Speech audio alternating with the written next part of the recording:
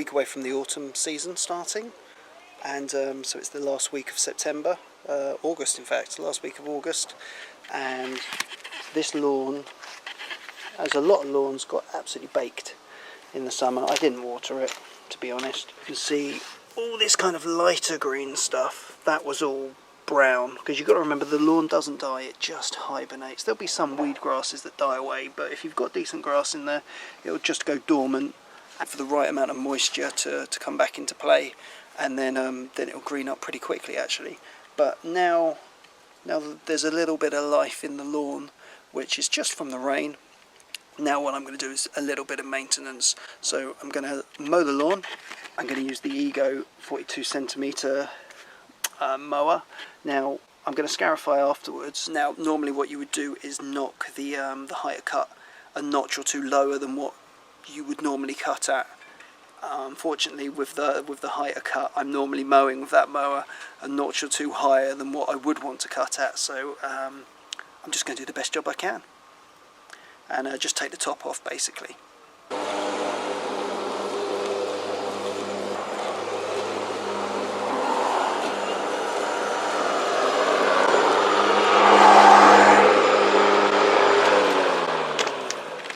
Quick topping off, as low as it can possibly go. Let's get the scarifier out, let's do some damage. Say damage, actually I'm not going to do too much damage. I'll do 1 or 2 passes maximum, and then and that's all it needs. It's just enough to get some of the dead stuff out and create a bit of a seed bed in some of the poorer areas.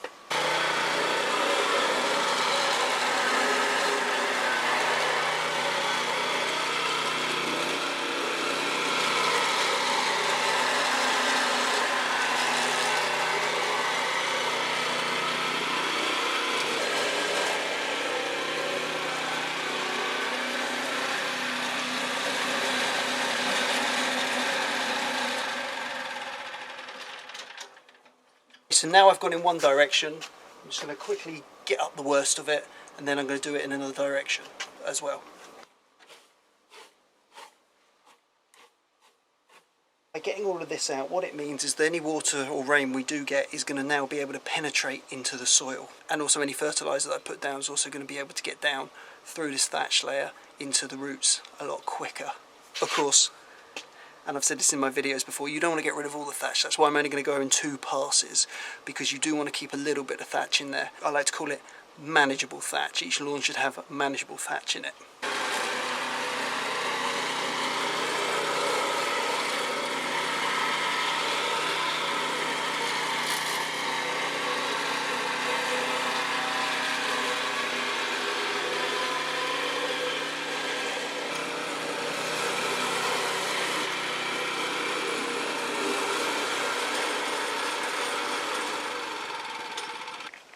Okay, so it's now scarified, 2 passes.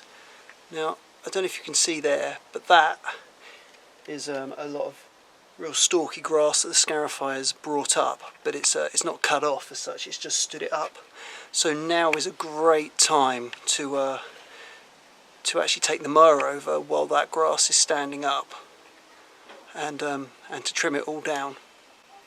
So I'm going to go over with the mower again. I can't get as low as what I probably want to get, but hey, we have to work with the tools that we've got, alright?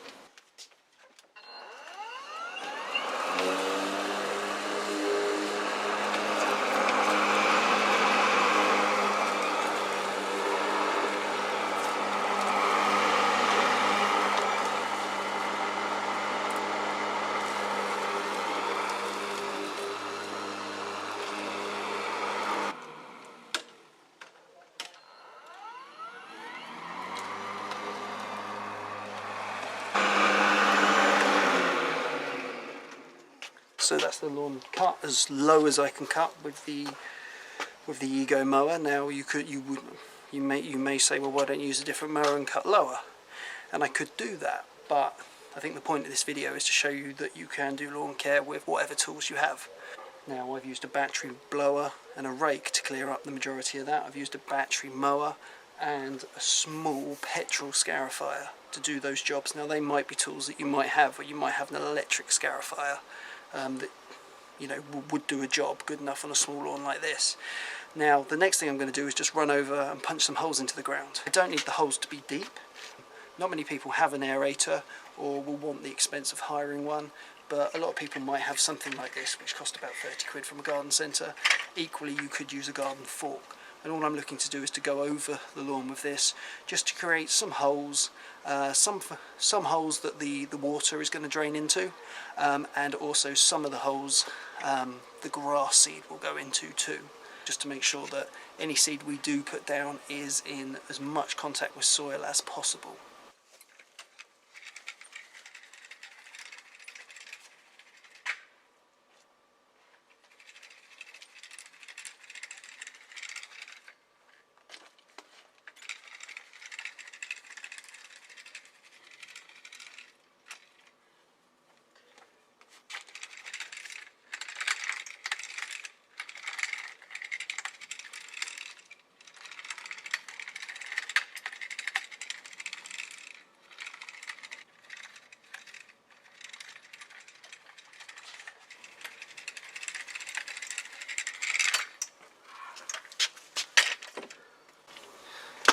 Okay, so that's the lawn spiked. It's as easy as that.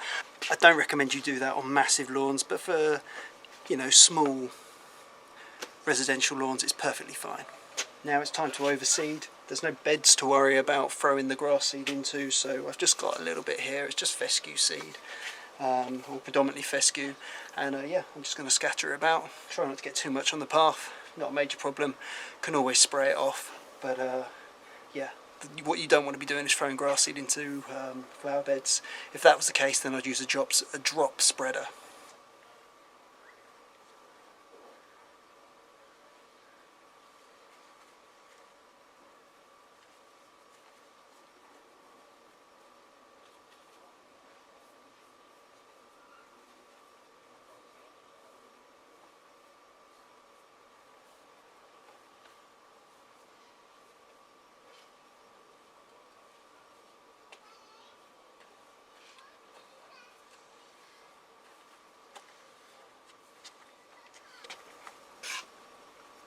Okay, so now that seed's down, all I'm going to do is use the back of the rake to just push the seed around.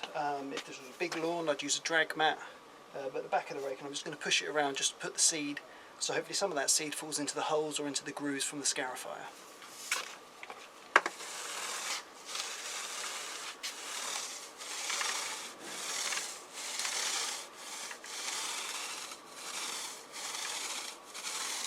And so now I've pushed the seed around, I've now just got a little bit of fertiliser, pre-seed fertiliser, so high in phosphate, and I'm just going to chuck that down.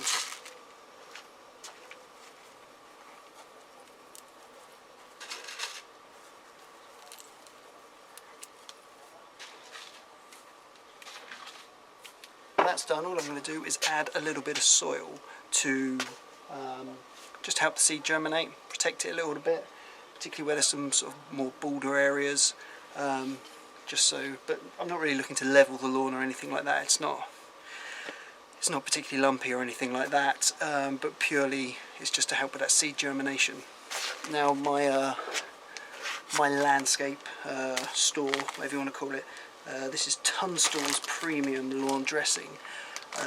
Unfortunately, the suppliers who I get it from keep it outside, so quite often it comes quite wet, so it takes a while to sort of knock it around a little bit, which is a bit of a faff. If I had the space, I'd buy it in the pallet load. Get some great results off of this. As I say, the only problem is sort of knocking it around.